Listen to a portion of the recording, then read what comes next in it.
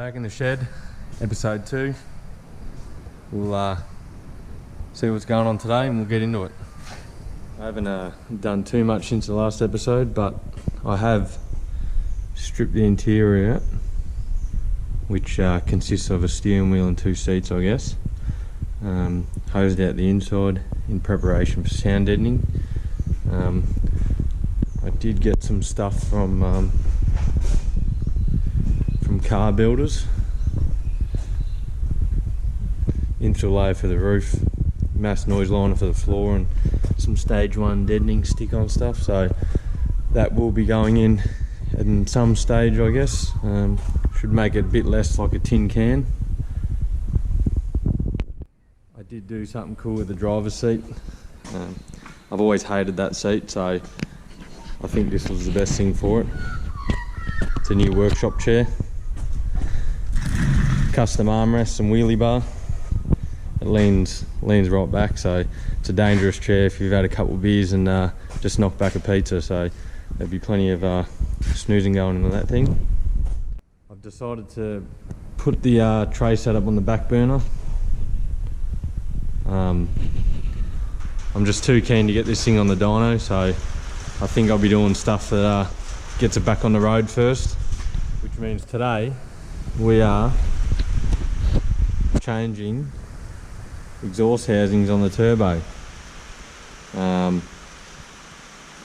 Like I mentioned when I bought it, they only had the 8cm rear, and it just chokes it up a little bit too much, so I do have a 12cm. I'll do a comparison in a second. So I'll whip that on today. I've got to change the dump pipe and a few other little bits and pieces, but that and a few other bits and pieces, then hopefully we get it straight on the dyno, because I'm keen to see what sort of numbers this thing will make with the different exhaust housings. This is an old 8cm that I just had on the shelf, 0.63 AR. So, and this is a comparison to the new 0.82 or 12cm, so still the same exhaust wheel size, just bigger housing. Flow a little bit better, shouldn't choke it up so easy. Should make a bit more power up top, and hopefully not lose any response, because it is quite responsive, so I'm interested to see the difference. Once I swap that exhaust housing over, then I'll just probably whip the wool bar off. All the bar work's getting painted, so wool bar's coming off. The winch has got to be stripped down.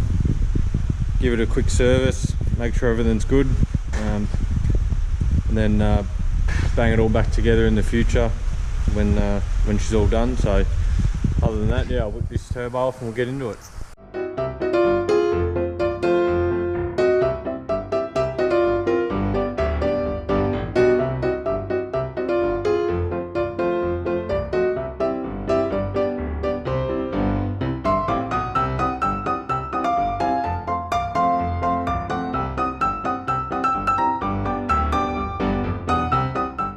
And that's one benefit of a high mount turbo. That didn't even take 15 minutes. So,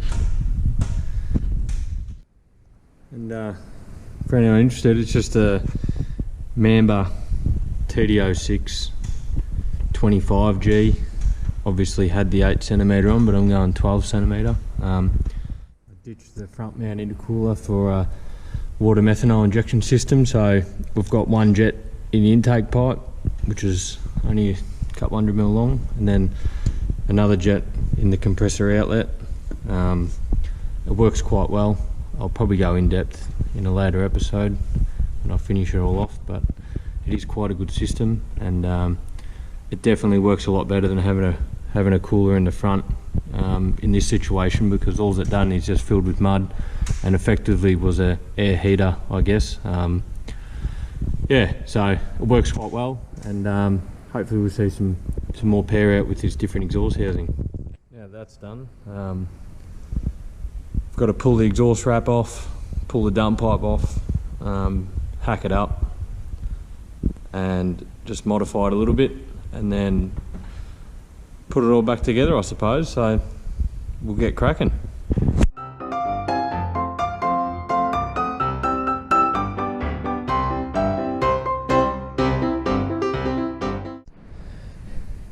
Here's the dump pipe.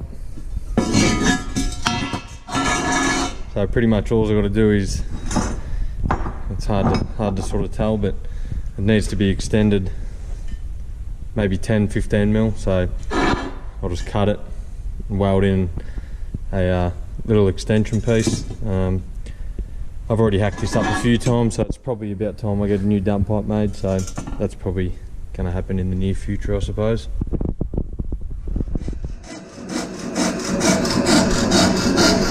So good. It's all bolted on, and that's all I have to do. If you can see down there,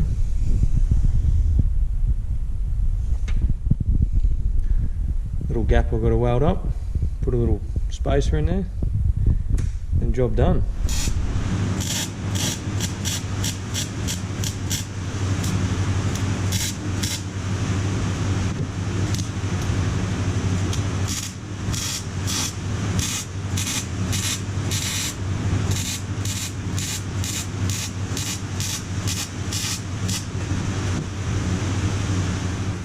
That's that.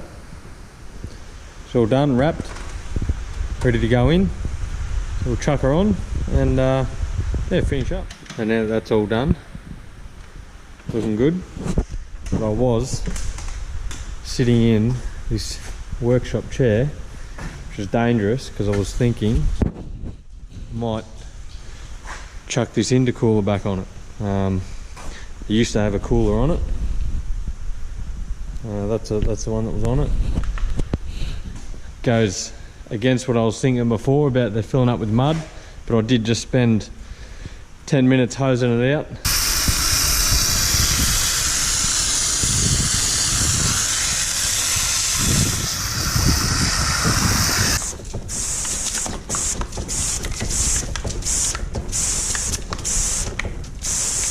But yeah, I think the idea behind it is on longer trips, it can sort of, you can still drive it without the water methanol, where at the moment it sort of relies on it, and without the water methanol it sort of lacks a lot of power. Obviously intake temps are nearly 90 degrees, so yeah, with the intercooler on it, it just means that I don't have to rely on it if I'm somewhere remote and something with the water methanol fails. I can still drive home and still have reasonable amount of power, because at the moment with the water methanol turned off, it is dialed right back for safety. So yeah, it's pretty bloody slow. So that's the idea behind that.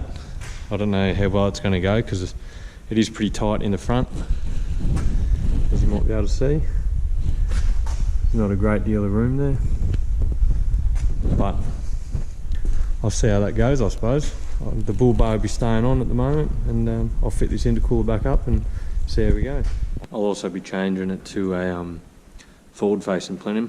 So I've ordered one, and when it comes I'll probably do an install video, because there are a lot of people that wonder how to fit them up to these. So it's just an RB20 top half with intake plenum. I have one on my other car and it works quite well, so I've got one for this, and yeah, we'll install it when it comes and finish off the cold side piping. But at the moment I've got the cooler and I think I've still got the hot side, so we'll get it happening. Hot side's pretty much done. Need some, I'll get some black silicone elbows, and cooler's mounted up the top. Pretty straightforward, it was already in here years ago, so it's in here. I just need to mount the bottom of the cooler, and just get a new silicone elbow there for my radiator line, just to get it away from the cooler there. And then yeah, I'll wait for the forward facing plenum to come, and then yeah, I'll install that and then do a cold side, and then hopefully not too long after that we can get on the dyno, so we'll see how we go. I think that'll do for the day. It's good to see the amount of positive feedback I've got so far, only after making a couple of videos, so keep that coming, that's muchly appreciated. But if you've made it this far, don't forget to subscribe and do all the other YouTube stuff, and yeah, we'll catch you on the next one.